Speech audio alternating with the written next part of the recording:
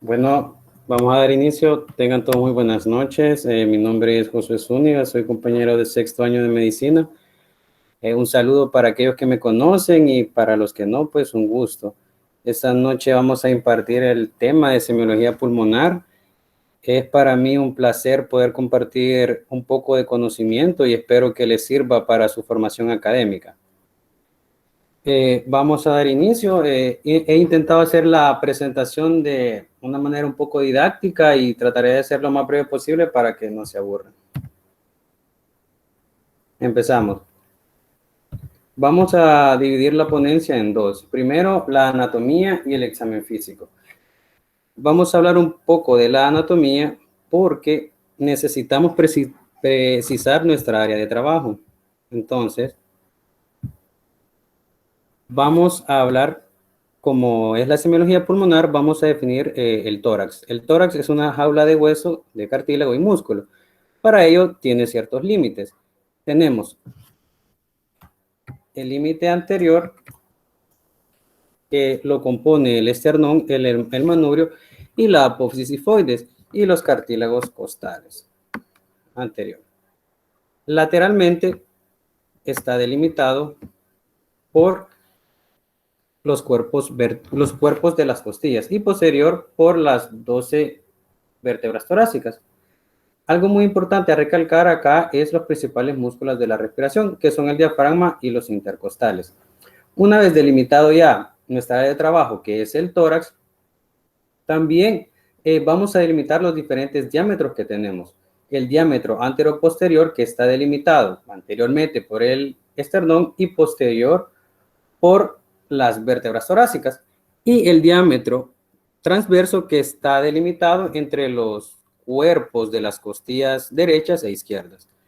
En el interior del tórax está dividido en tres espacios, que comprende a la cavidad pleural derecha, el mediastino y la cavidad pleural izquierda. Ahora vamos a ahondar un poco más sobre las estructuras anatómicas. Empezamos con la tráquea. La tráquea es un conducto fibrocartilaginoso compuesto de 15 a 20 anillos cartilaginosos abiertos hacia atrás.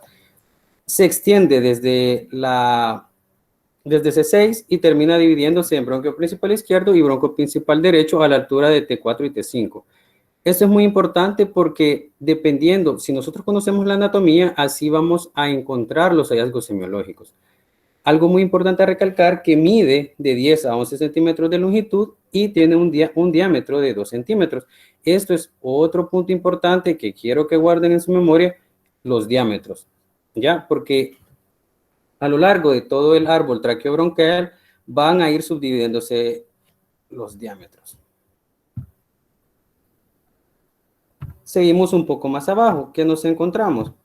Con los bronquios, bronquio derecho y bronquio izquierdo. Cabe recalcar que son los principales.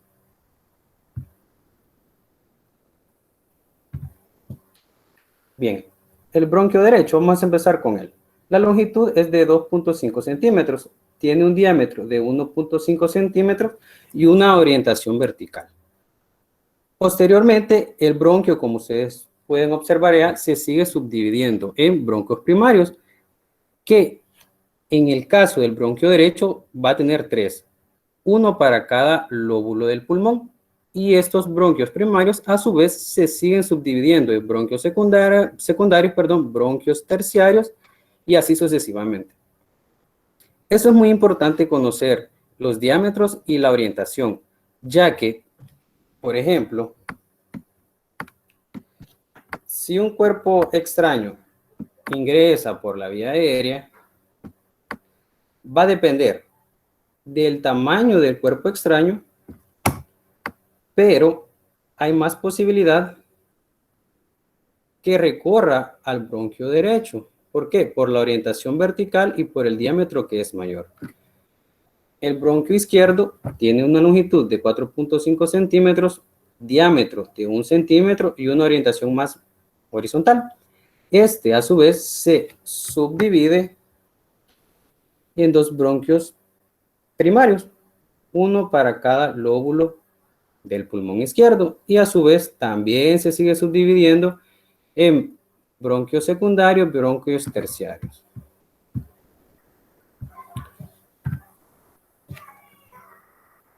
Como ya les había introducido antes, vamos a hablar ahora sobre los pulmones. El pulmón derecho tenemos los tres lóbulos, ¿verdad? Lóbulo superior derecho, lóbulo medio derecho y el lóbulo inferior derecho. En cambio, el pulmón izquierdo únicamente contamos con dos lóbulos. Lóbulo superior izquierdo y el lóbulo inferior izquierdo. Ahora bien, si se fijan, vamos de lo más externo o de lo más general a lo más específico. Vamos viendo cómo se va ramificando todo el árbol traqueobronquial. Seguimos con la zona respiratoria. Aquí ya estamos hablando del parénquima propiamente dicho de los pulmones. Y lo que yo les mencionaba. Aquí pueden ustedes observar cómo se viene subdividiendo la tráquea, después en bronquios, primarios, secundarios, terciarios, incluso llega a los bronquiolos terminales. Todo esto es la zona de conducción. Y después aparece la zona respiratoria, que son los bronquiolos respiratorios, compuesto con los conductos alveolares y los sacos alveolares, que es los alvéolos prácticamente. Entonces, ¿qué es lo que pasa? Por fisiología nosotros sabemos que hay dos momentos en la respiración, la inspiración y la expiración. Entonces, el aire, o sea, el aire pasa desde las vías aéreas superiores y llega o finaliza hasta esta parte de acá, que son los alvéolos. Entonces, el aire es un flujo realmente, el que recorre todo el árbol traqueobronquial y culmina acá. Una vez acá, de una manera bastante general, el ventrículo derecho, por medio de la arteria pulmonar, rica en CO2, pero pobre en oxígeno, llega a los alvéolos y le entrega el CO2 para que los alvéolos durante la expiración, es decir, cuando sacamos el aire, saque ese CO2 a la periferia y los alvéolos le entregan oxígeno, ¿ya? Entonces, esta sangre se vuelve oxigenada y pasa por medio de las venas pulmonares a la aurícula izquierda y posteriormente a ventrículo izquierdo y a todo el cuerpo.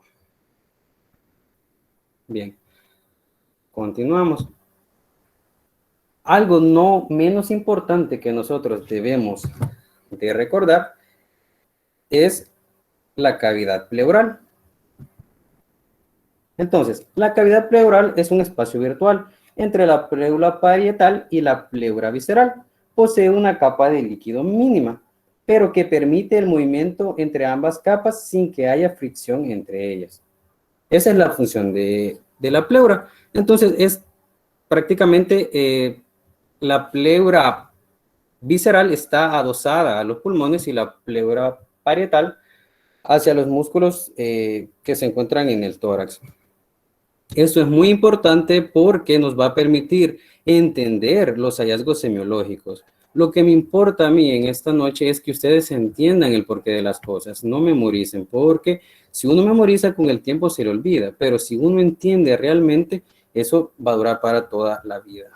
Y no solo en la vida, sino que les va a ayudar a ser mejores profesionales. Bien, ya terminamos la anatomía, como vuelvo y les repito, o sea, es una medida o se los he dado en una medida bastante general porque no es ese el objetivo de la clase. Ahora vamos a entrar con el examen físico, pero antes hay que revisar ciertas características que nos van a servir para hacer un buen examen físico. Primero, yo he señalado estas tres como vistas, referencias anatómicas y marcas anatómicas. Las vistas son las visualizaciones desde los pulmones, la visualización de los pulmones desde la superficie. Tenemos tres, vista anterior, vista posterior y vista lateral, que son dos, lateral derecha y lateral izquierda. Bien, empecemos con la vista anterior. Como ustedes logran ver en la diapositiva, la vista anterior se observa el lóbulo superior derecho y el lóbulo medio separados por la cisura horizontal. Entonces, cuando nosotros examinamos anteriormente, en el hemitórax derecho, vamos a estar ante la presencia de los lóbulos superior y medio del pulmón derecho. Y con respecto al lóbulo superior izquierdo, cuando hagamos referencia al pulmón izquierdo. En la vista posterior, ¿qué es lo que vamos a estar evaluando? Principalmente los lóbulos inferiores, tanto derecho como izquierdo, que se extienden desde T3 hasta T10 o T12 en algunos casos.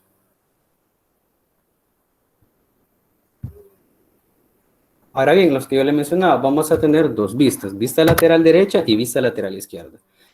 En la vista lateral derecha prácticamente solo vamos a ver el pulmón derecho y vamos a ver ambos lóbulos, que van a estar delimitados, el superior por la cuarta y quinta costilla a nivel de la línea medio axilar.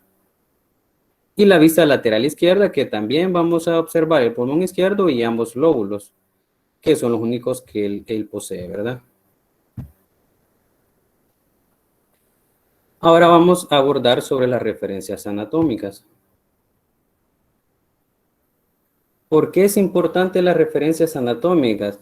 Porque dependiendo de dónde se encuentren ciertos hallazgos, nosotros vamos a poder ubicarlos y de esta manera nosotros nos permite hacer un mejor abordaje del examen físico. Primero que nada, las referencias anatómicas que tenemos son los pezones que se encuentran a nivel de T4, ¿ya? El ángulo de Lewis, que es este de acá, que es una cisura o un desnivel entre el manubrio y el cuerpo del esternón. ¿Por qué es muy importante esto? Porque a este nivel se articula la segunda costilla, ¿ya? Y debajo de él tenemos el segundo espacio intercostal.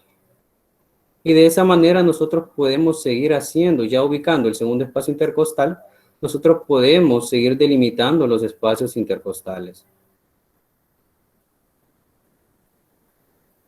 También la vértebra prominente, que esto está atrás, que corresponde a la séptima vértebra cervical y las clavículas.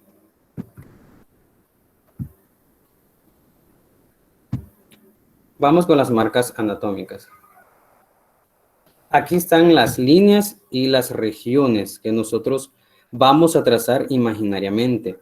Eso nos va a servir, como ya lo he mencionado, para nosotros poder delimitar los hallazgos a simple vista. Por ejemplo, si el paciente tiene una tumoración, si tiene edema, si tiene una mancha, una mácula, si tiene un hematoma por ahí, o sea, para nosotros plasmarlo en nuestra historia clínica debemos de ser descriptivos, debemos de recalcar o señalar en qué área lo observamos.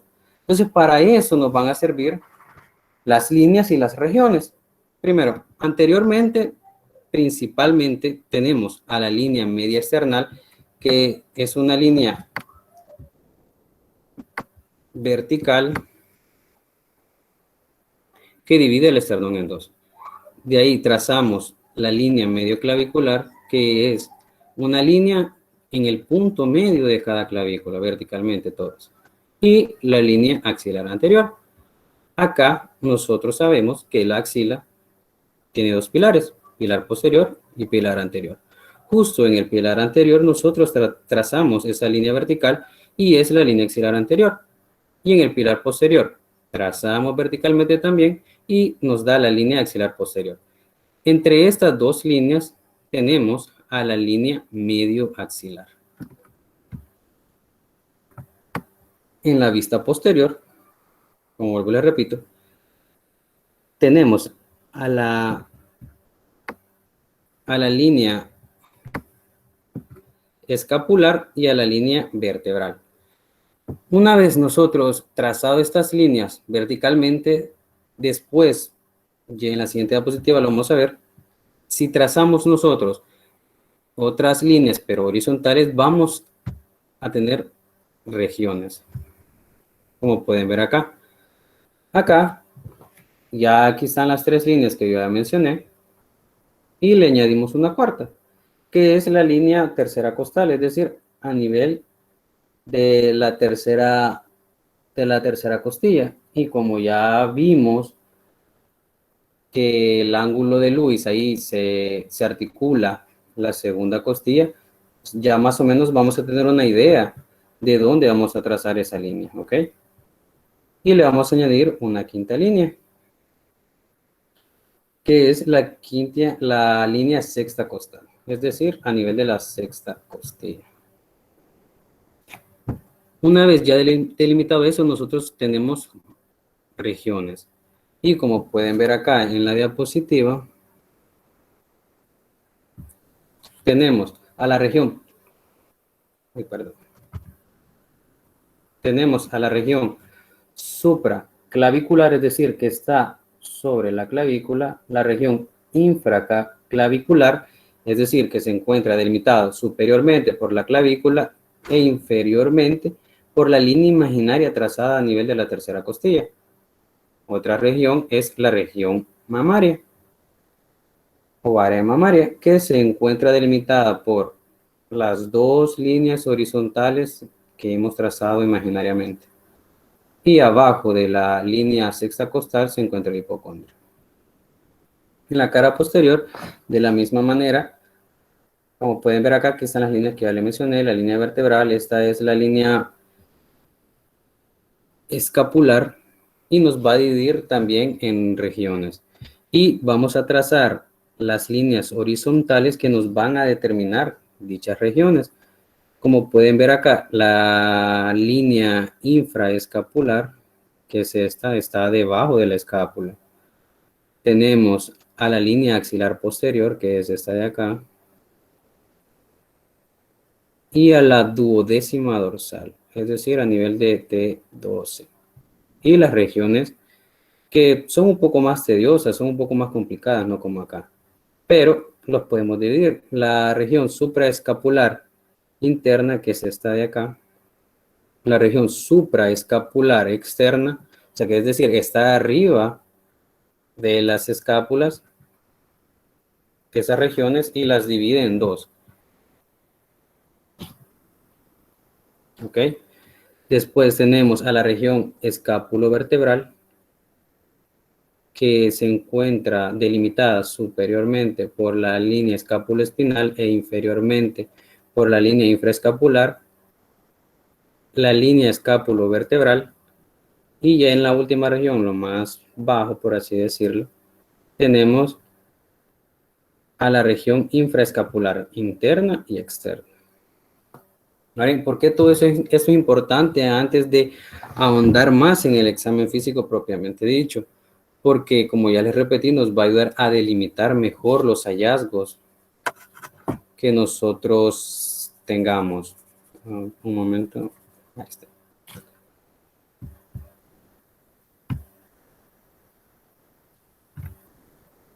Entonces, una vez ya revisadas las vistas, las referencias anatómicas y las marcas anatómicas, ahora sí podemos empezar con el examen físico.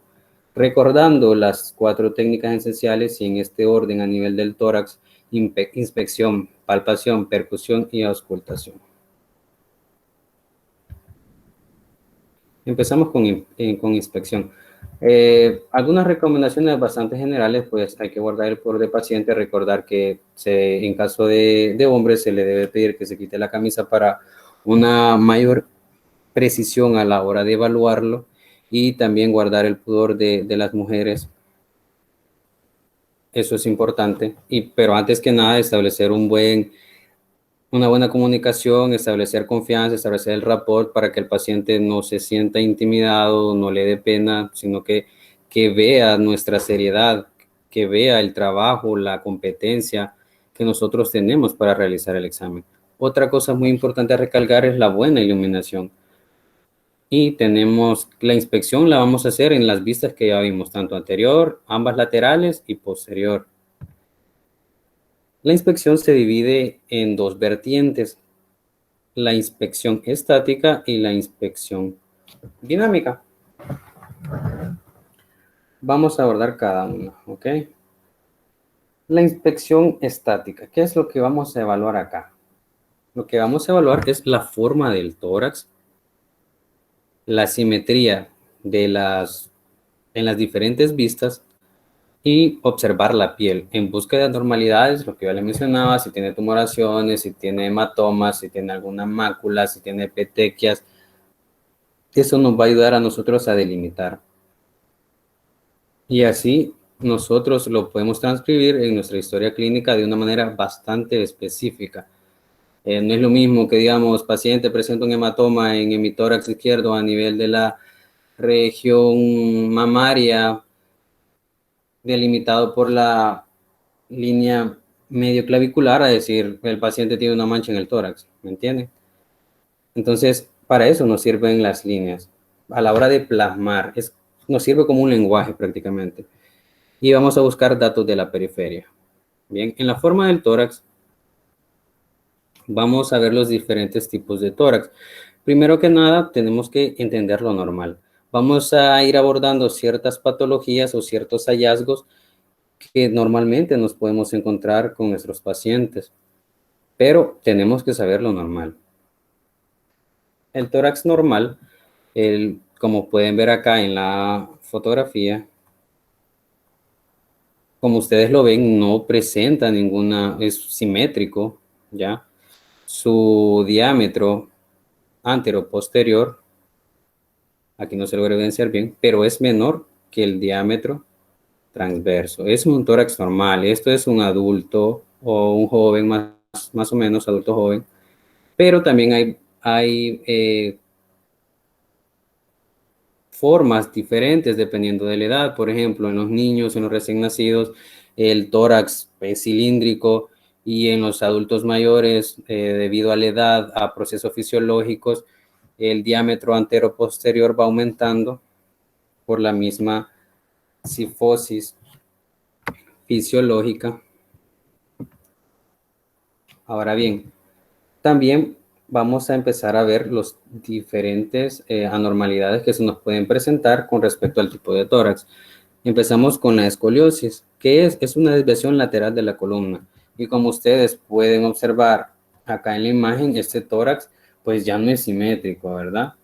El hemitórax, en este caso sería el hemitórax derecho, está incluso más arriba que el hemitórax izquierdo, ¿ok?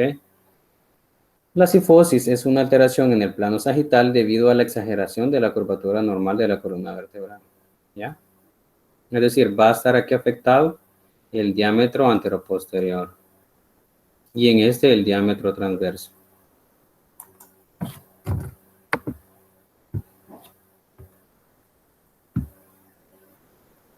Continuamos.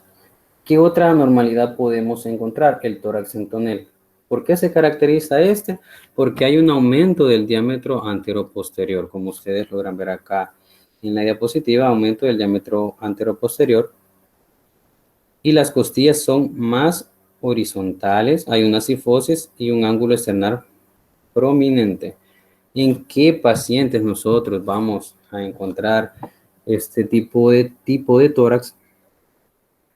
En asma o en enfisema. Entonces, desde ahí nosotros viene el ojo clínico cuando nosotros evaluamos a los pacientes.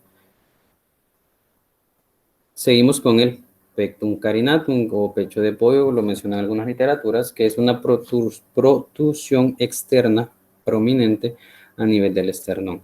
Estos son anormalidades congénitas, ¿verdad? Igual que el pectus excavatum, que es una excavación de la parte inferior del esternón, por encima de la apófisis sifoides, como ustedes pueden ver acá.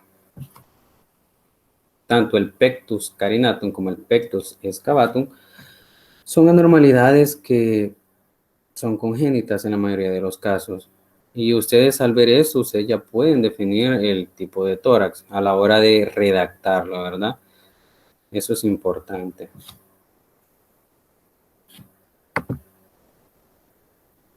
La simetría, ya hablamos un poco, vamos a observar, vamos a buscar abnormalidades en la piel y búsqueda de datos en la periferia. Esto es algo muy importante. ¿Por qué? Porque si los pacientes nosotros tenemos que evaluarlos, tenemos que evaluar la piel, si presenta cianosis, cianosis distal, cianosis central, si presenta acropaquias. Esto nos orienta a nosotros de que el paciente es un paciente con alguna patología crónica de origen respiratorio o de origen cardíaco.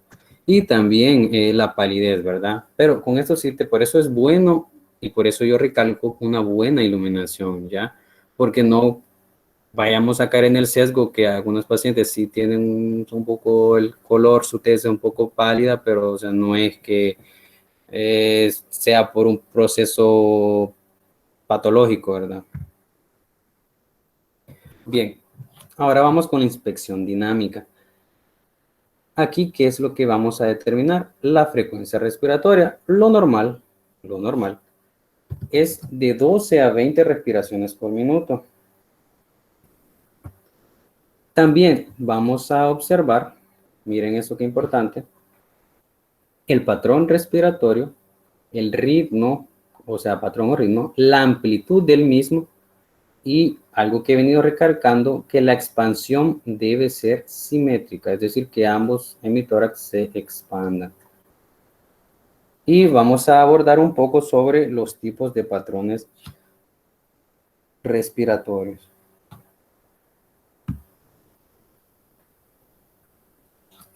Primero que nada, tenemos que nosotros conocer lo normal, porque si nosotros conocemos lo normal, ya cuando se presente algo que está fuera de lo normal, va a ser fácil para nosotros identificarlo.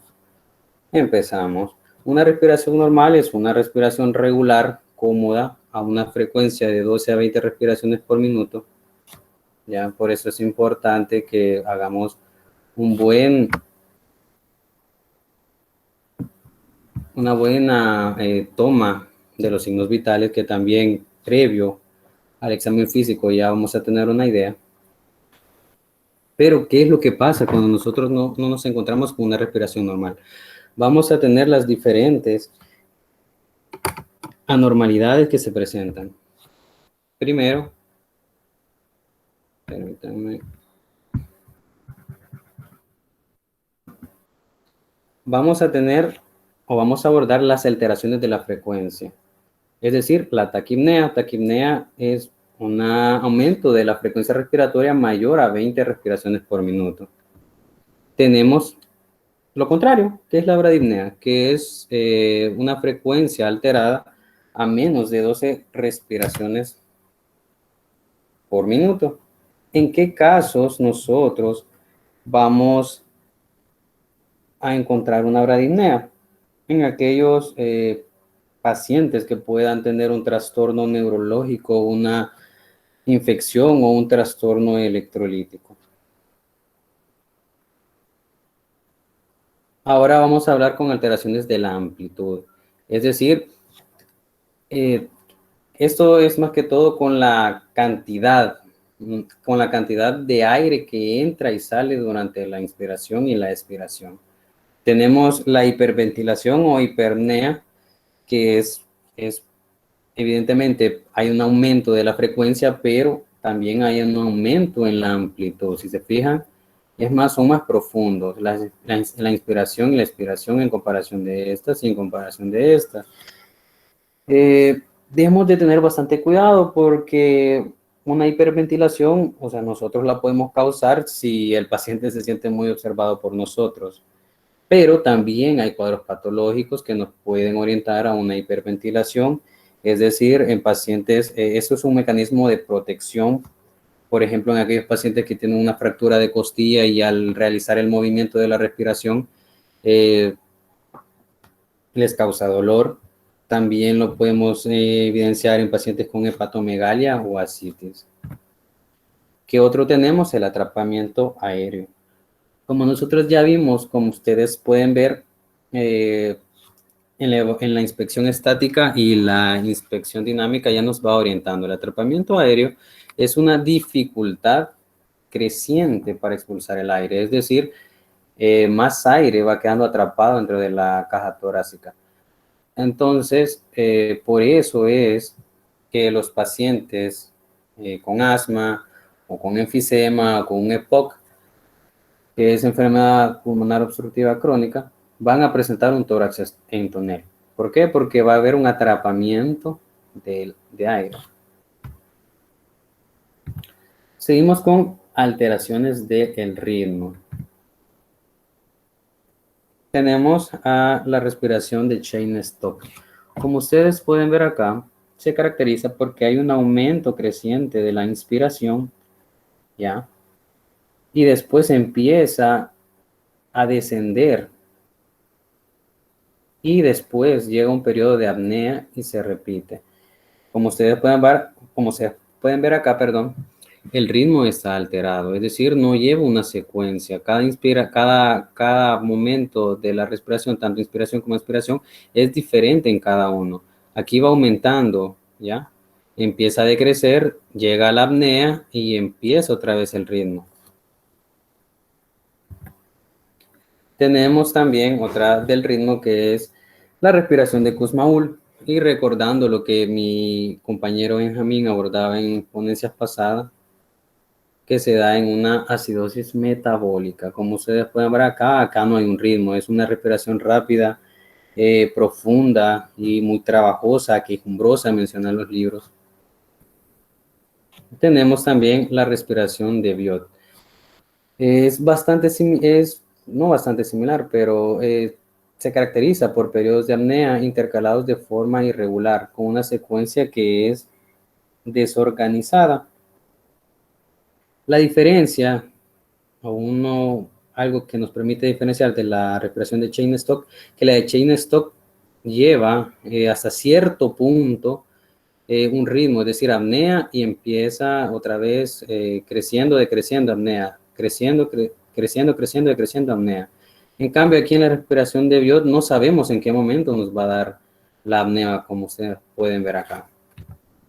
Y algo, pues, el suspiro también se puede catalogar como una alteración del ritmo, son respiraciones más profundas intercaladas con la frecuencia. También algo que nosotros debemos de evaluar en la inspección dinámica es si el paciente presenta retracciones o tirajes. ¿Qué nos va a orientar a nosotros? Bueno, que tiene una dificultad respiratoria, es decir, tiene dificultad para transferir ese flujo de aire desde la periferia hacia los pulmones.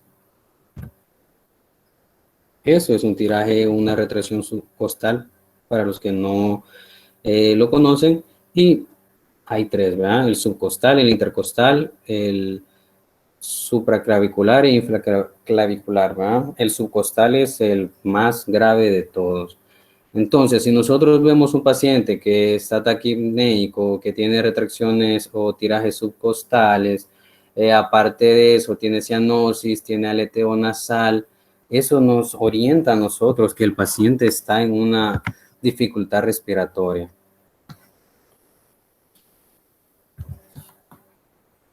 Bien, vamos con la palpación. En la palpación vamos a evaluar la expansión del tórax. Si bien es cierto, anteriormente nosotros en la inspección dinámica nosotros evaluamos que la respiración, que ambos hemitórax se debían expandir, pero aquí lo terminamos de corroborar. Las técnicas semiológicas utilizadas son complementarias y por eso para realizar la expansión, para realizar la evaluación de la expansión del tórax, nosotros nos vamos a situar detrás del paciente y vamos a colocar los pulgares en las apófisis vertebrales a la altura de la décima costilla y con las palmas en contacto con la superficie posterolateral, como pueden ver acá. Y nosotros vamos a ver cómo en la respiración tranquila o normal se van a separar los pulgares. Y también se le solicita al paciente que haga una inspiración profunda para determinar aún más la separación de los pulgares. ¿Ok? Y o sea, lo normal es que sea simétrico, que al separarse, por ejemplo, al inspirar, ambos pulgares se desplacen hacia afuera. ¿Ya? Vamos a hablar sobre el frémito táctil, que es una vibración palpable de la caja torácica producto del habla. El frémito se palpa mejor en la zona paraesternal, bueno, que aquí no está evidenciado, a nivel del segundo espacio intercostal. Se le debe decir al paciente que diga la palabra 3, árbol o 33 y se va a palpar sistemáticamente. Esto lo podemos hacer ya sea con las manos o con las caras cubitales de las manos. A la hora de nosotros colocar las manos debe ser un tacto ligero y firme. Esto es muy importante. El frémito táctil, como nosotros sabemos que cuando nosotros hablamos son vibraciones que se producen a nivel de las cuerdas vocales que se ubican en la laringe. Estas vibraciones se transmiten a lo largo de todo el árbol traqueobronquial. Es decir, van a llegar hasta las regiones más de la laringe, va a pasar por la tráquea, los bronquios, a los bronquiolos. Va a llegar esa vibración. Y esto es algo muy importante, ¿ya? Porque según los hallazgos que ahorita los vamos a ver, nos va a ayudar a entender por qué el frémito va a estar disminuido o ausente o va a estar aumentado. La expansión del tórax, como les dije, debe ser simétrica, pero en caso que sea simétrica, es decir, que solo un hemitórax se expanda, ¿en qué caso lo podemos encontrar? Bueno, en un derrame pleural, es decir, derrame pleural se caracteriza porque hay una acumulación de líquido en la cavidad pleural, que nosotros ya lo abordamos anteriormente, ¿ya? Que va a impedir que el pulmón se expanda correctamente. En un neumotórax, en una atelectasia, que eso es el colapso de los alvéolos. Y simétrica. Cuando me refiero a simétrica, no se debe confundir, sino que hago énfasis que ni de ninguno de los dos hemitórax hay un movimiento. Entonces, ¿en qué pacientes lo vamos a encontrar? En pacientes con EPOC, que va a estar disminuido la expansión torácica. Como hay un atrapamiento aéreo, es decir, ya no va a poder, por así decirlo, ingresar más aire, entonces por eso va a estar disminuida la expansión torácica.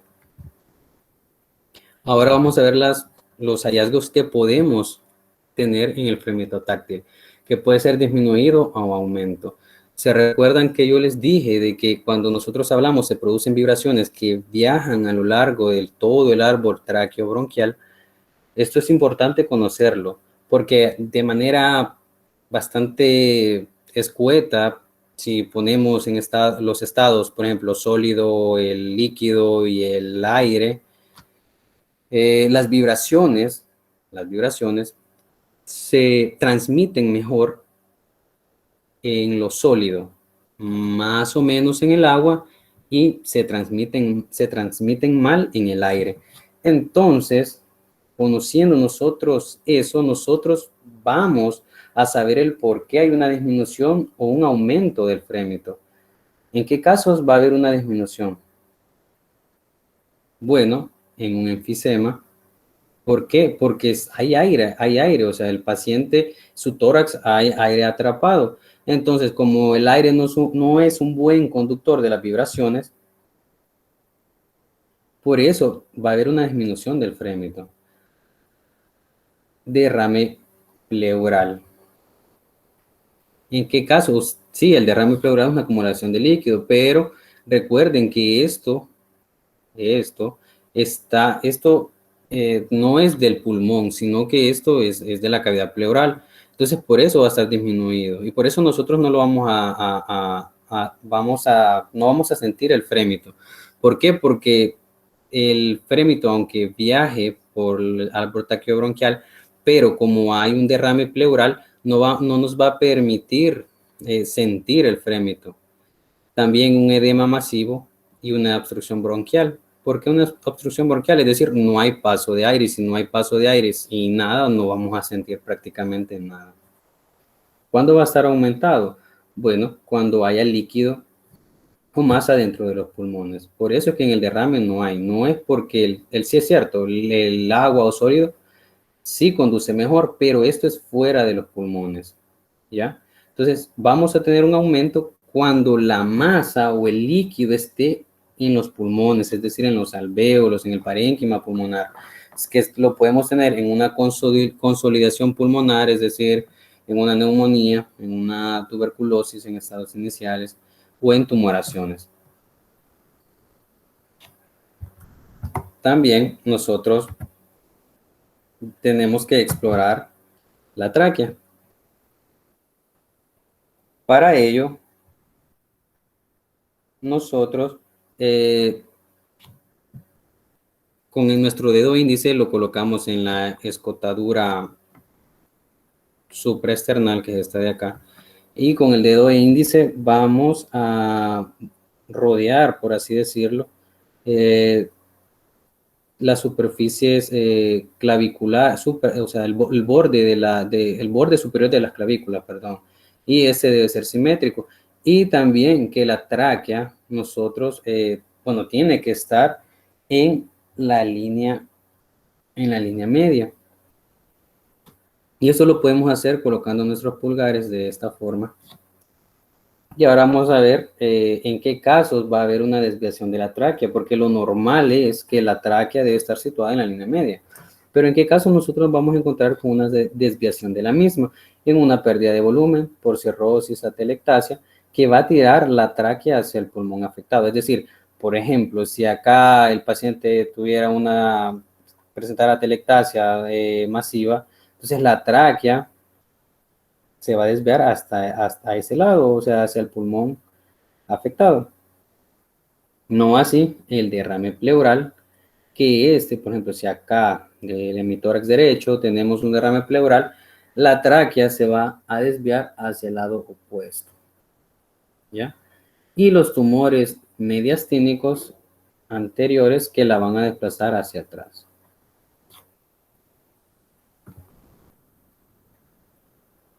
Ahora vamos a seguir con la percusión.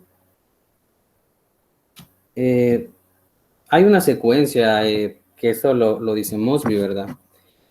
Que va enumerando los sitios de percusión que ellos recomiendan, como pueden ver acá, 1, 2, 3, 4. Lo que sí es bastante importante recalcar es que debe ser comparativo, es decir, si nosotros vamos percutiendo, no vamos a percutir primero acá, no, tiene que ir mi tórax izquierdo, derecho, derecho, izquierdo, izquierdo, derecho, y así sucesivamente. Es decir, tiene que ir comparativo, porque así nosotros vamos a tener los hallazgos, o vamos a poder comparar los hallazgos. No así en caso que sea, si vamos a percutir en la cara lateral, ¿verdad? Que ahí solo estamos evaluando un pulmón. Entonces, valorando la secuencia, empezando posterior primero, para explorar el dorso tenemos que decirle que el paciente esté sentado con la cabeza inclinada hacia adelante y los brazos doblados por delante, como ustedes pueden ver acá. Esto lo que hace es que desplaza las escápulas lateralmente, exponiendo los pulmones, ¿ya? En las líneas paravertebrales. O en las regiones, perdón, regiones paravertebrales. O las líneas paravertebrales. Entonces, ¿qué es lo que nosotros esperamos? Ya, seguimos la secuencia. Pueden ver acá 11, 12, 13, 14, 15, 16, 17. Bien, como ya mencioné, va a ir comparativo. Y anterior también lo vamos a percutir, pero de una manera comparativa. ¿Ya? ¿Qué es lo que nosotros esperamos o qué es lo normal encontrar que sea resonante? Ese es el sonido que nosotros esperamos. Entonces, el ruido normal, como ya les mencioné, es que sea resonante. Pero, ¿qué cambios o qué variantes nosotros podemos encontrar? Una hiperresonancia, es decir, se escucha una hiperresonancia, se va a escuchar más fuerte el sonido emitido a la hora de percutir. Cabe recalcar que debemos aprender a realizar una buena técnica de percusión, y una hiperresonancia lo vamos a tener asociado a una hiperinsuflación, que va a ser indicativo pues de un enfisema, neumotórax o asma, es decir, hay atrapamiento del aire. Por eso es que va a sonar un poco más fuerte. Pero podemos tener una variante, ¿ya? que es la matidez. ¿En qué casos vamos a o sea, si nosotros percutimos a un paciente a nivel de tórax y escuchamos mate, podemos pensar que el paciente tiene una telectasia y aparte de eso, si tiene dificultad respiratoria, una neumonía en caso de fiebre o incluso un derrame pleural, que como les vengo diciendo y les vengo recalcando, las técnicas nos van a ayudar a delimitar mejor o nos van a ayudar a pensar mejor o a hacer un diagnóstico más certero. Porque si se fijan acá, por ejemplo, una neumonía de un derrame pleural, la neumonía presenta fiebre, un derrame pleural incluso si es un proceso infeccioso como una pleuresía, es decir, que hay un proceso, un exudado a nivel de la cavidad pleural, ambas producen matidez, pero la otra técnica semiológica nos lo van a corroborar. Uno de estos es el frémito, que en el derrame pleural iba a estar ausente, pero en la neumonía, como la neumonía causa consolidaciones, va a estar aumentado. Entonces, nosotros podemos ir correlacionando cada una de ellas y nos va a ir delimitando mejor el diagnóstico del paciente. Y ya para ir finalizando, vamos a abordar la auscultación. Esto es una secuencia que es igual, o sea, es casi que lo mismo que se realiza para la percusión, se puede realizar esa misma secuencia. Ojo, esto es una secuencia que nos lo da el libro, pero nosotros la podemos alternar, es decir, podemos empezar anterior, con la vista anterior primero, nos vamos a las laterales, posteriores, anterior, posterior. El punto es que nosotros llevemos una secuencia y que lo vayamos haciendo de manera comparativa, ¿ya? Entonces, para la auscultación le vamos a pedir al paciente que se siente erguido, que respire lenta y profundamente a través de la boca, con la boca un poco abierta, ¿verdad? Tampoco, o sea, muy abierta, sino que lo normal, como una respiración por la boca, y vamos a colocar el diafragma del estetoscopio y le vamos a pedir al paciente que inspire. Algo que es muy importante que nosotros debemos de tener en cuenta es que a la hora de auscultar, por ejemplo, el tórax, o sea, la cara posterior, se le debe de pedir al paciente que adopte la misma posición que adoptó cuando hicimos la percusión. Algo que también nosotros debemos de recalcar es que no se debe de mover el paciente. Y también la ropa es un factor determinante, es decir, que a la hora de realizarlo, que el estetoscopio no tenga mucho contacto con la ropa. ¿Por qué? Porque nosotros podemos pensar que tiene, que más adelante lo vamos a abordar, un ruido adventicio que nosotros podemos pensar que es anormal y cuando no es así, sino que es porque el paciente se movió o tuvo un roce con la ropa. Entonces debemos de tener bastante cuidado con esto.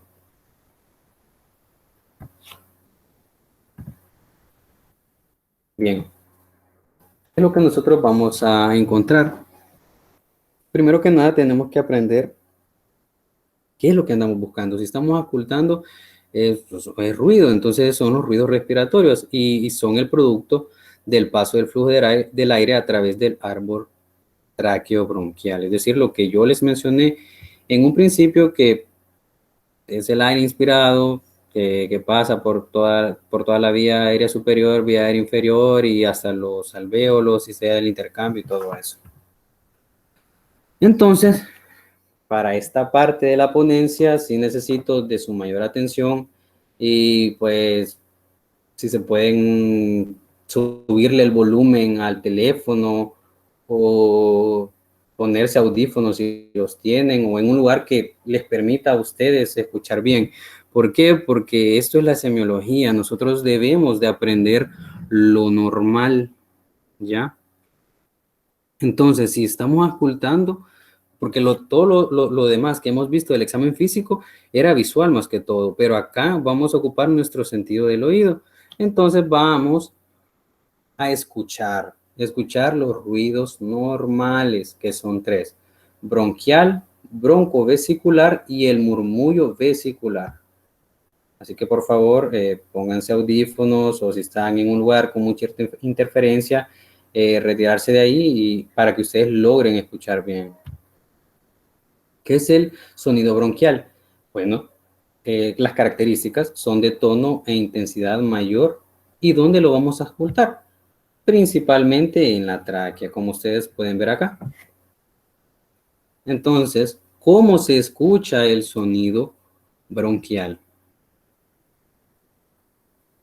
Permítanme. Me dicen si lo escuchan.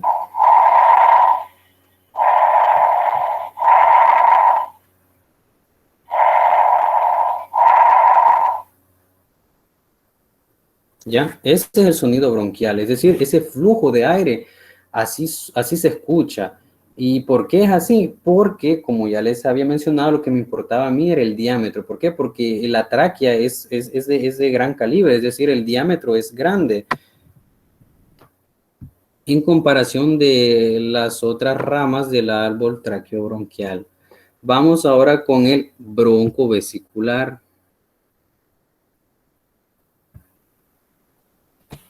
donde los vamos a identificar sobre los bronquiolos principales, ¿ya? Que dijimos que se dividían a nivel de T4 o T5. El tono e intensidad, pues no son moderados, es más bajo que el bronquial, ¿ya? ¿Por qué? Porque el flujo de aire va experimentando cambios conforme pasa de una estructura de diámetro mayor a una de diámetro menor, ¿ok? Entonces, ¿dónde vamos a auscultar el bronco vesicular? Bueno, a nivel de los bronquios principales, ¿ok? ¿Y cómo se escucha el ruido o sonido broncovesicular?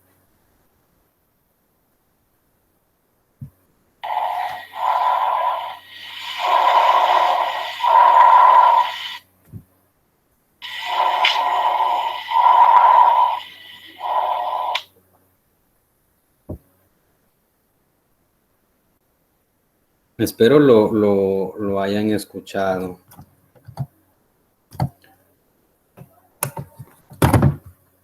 Bueno, quiero ver. Voy a irme al chat y me dicen si lograron escuchar los ruidos. No sé si se logró escuchar. Sí, se escucha. Ok, continuamos entonces.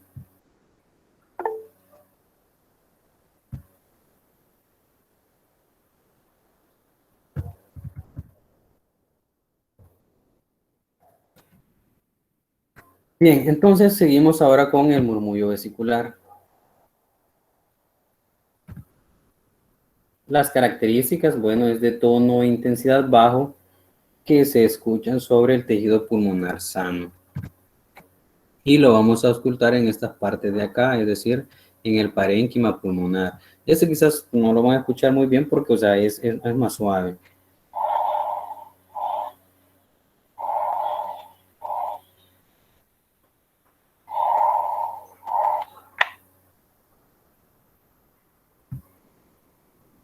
Bien, entonces nosotros ahora que ya sabemos lo normal, cuáles son los ruidos, entonces si ustedes escucharon la inspiración, la expiración, cómo era o cómo era la característica de estos ruidos, ahora nosotros sí vamos a poder determinar los ruidos adventicios o agregados que son anormales.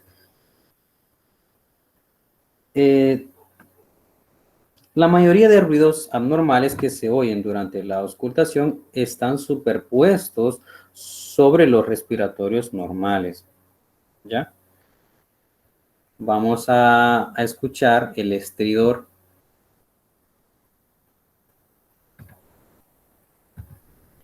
Bueno, el estridor es un ruido anormal, chillón y musical. causado por la obstrucción a nivel de la laringe o tráquea. ¿En qué casos lo podemos escuchar? En casos de aspiración de cuerpo extraño o una traqueomalacia. Entonces, por eso es importante lo que yo les mencionaba de los diámetros, porque si ustedes se fijan, el estridor se va a presentar acá en la tráquea o en la laringe, es decir, de mayor calibre, de mayor diámetro, y se escucha más o menos así.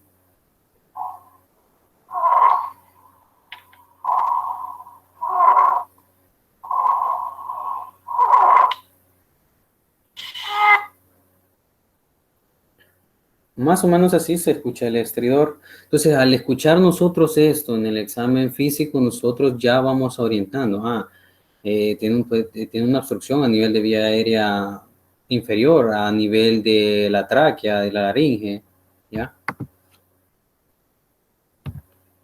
Seguimos con el roncus.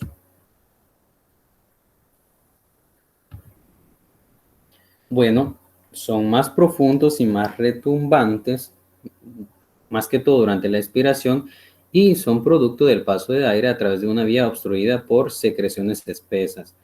Algo característico de los roncos es que desaparecen después de que el paciente tose y se pueden presentar en caso de una traqueobronquitis o una bronquitis, ¿ya? Entonces, ¿cómo se escucha el roncos? Si logran escuchar esto,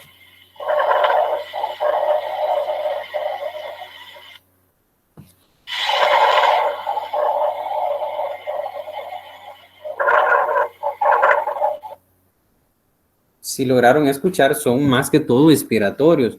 Entonces, esto nos va a nosotros orientando a dónde está la obstrucción. Como pueden ver, todo tiene una razón de ser. Si es el estridor, ¿por qué se escucha estridor? ¿Por qué se escucha así? Ah, bueno, es por el calibre. El roncos, ¿por qué se escucha así? Ah, es porque hay una alteración a nivel de los bronquios causado ya sea por un broncoespasmo o secreción, ¿ya? Que influye también que influye también su diámetro de él. Seguimos con la sibilancia. Si se fijan, nosotros vamos bajando por todo el árbol tráqueo-bronquial. Aquí la tráquea, bronquios, vamos con las sibilancias.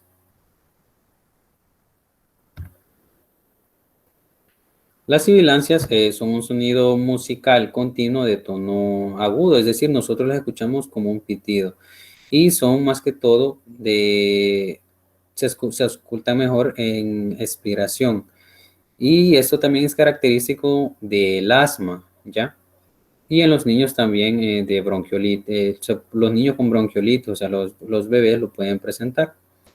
Algo característico también que debemos nosotros evaluar o es que vayamos a la hora de hacer el examen que sea comparativo, ¿ya? Bueno, en el caso del estridor, pues solo hay una tráquea, ¿verdad? Entonces, al auscultarlo, más que todo lo vamos a escuchar a nivel de la línea media. Los roncos lo podemos escuchar a nivel de la línea paraesternal, ¿ya? Pero de ambos. Y las sibilancias, ojo con esto, deben estar presentes en ambos campos pulmonares. ¿Por qué? Porque si nosotros escuchamos, más que todo eso se da en niños, si vemos que el niño tiene dificultad respiratoria y a la hora de nosotros realizar el examen físico, el niño presenta sibilancia, pero ojo, ojo, es solo en un hemitórax, es decir, es solo en un pulmón, nosotros podemos pensar en un cuerpo extraño, ¿ya? Como yo le expliqué arriba. Pero si tenemos en ambos campos pulmonares, puede estar producido por un broncoespasmo o asma. Y lo vamos a auscultar. Este es el paso más que todo de los bronquios, casi que los bronquios terminales y los bronquiolos es donde lo vamos a auscultar. Es, digamos, casi llegando ya a los alvéolos. Y se escuchan así.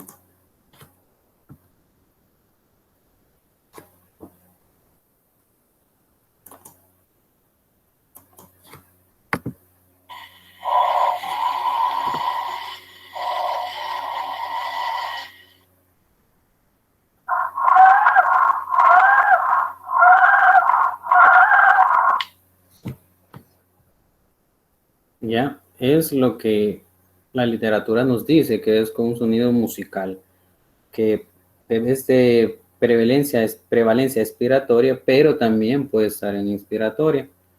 Y eso es otra diferencia, ¿ya? Porque cuando nosotros pensamos en un cuerpo extraño, la sibilancia es inspiratoria, en cambio, en el asma es expiratoria.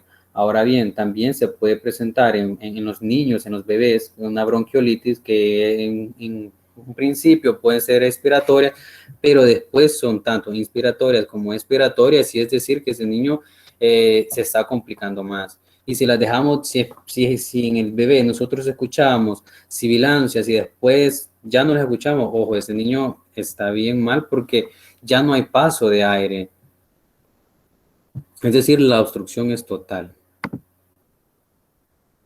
Seguimos bajando a nivel del árbol traqueobronquial. Y ahora sí, vamos con los alvéolos, ¿ya? Entonces, aquí vamos a escuchar crepitantes. Los crepitantes que anteriormente se llamaban estertores son ruidos que se escuchan más que todo durante la inspiración y pueden ser discontinuos y discretos. Estos pueden estar presentes en neumonía y en un edema de pulmón, ¿ya? Entonces, ¿cómo se escuchan los crepitantes?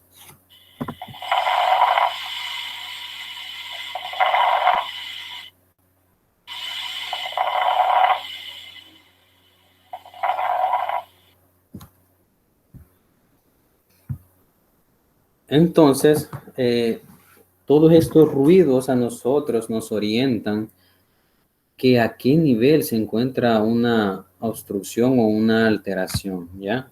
Como les digo, todo tiene una razón de ser. Los roncos no son roncos porque sí, las sibilancias no son sibilancias porque sí, sino que todo tiene una explicación.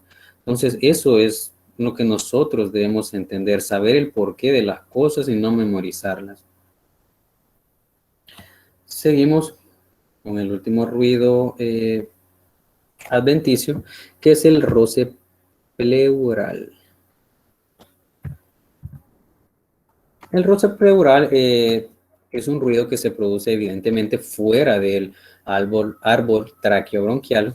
Es de un tono más bajo, como un tipo chirrido crujiente, y es producto de las superficies inflamadas y engrosadas, es decir, la inflamación de la pleura parietal y de la pleura visceral. ¿En qué caso los vamos a escuchar? Bueno, en caso de una pleuresía, que es una alteración propiamente de la cavidad pleural, que hay una inflamación de las dos pleuras.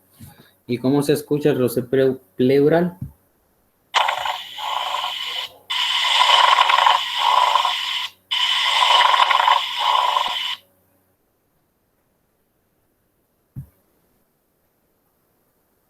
Bien,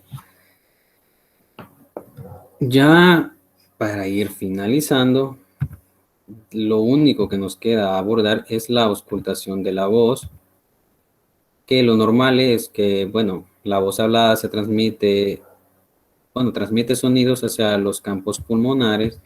Y lo normal es pues que esos sean un poco atenuados y que no se logre diferenciar exactamente la voz. Y se auscultan en la zona medial, es decir, a nivel de los bronquios. ¿Ya? Entonces, esta parte del examen se correlaciona con el frémito, es decir, con la palpación. ¿Recuerdan la explicación que yo les di de que esas vibraciones en los sólidos se transmiten mejor, en lo líquido más o menos, y el aire que no transmite bien esas vibraciones? Lo mismo pasa con la voz.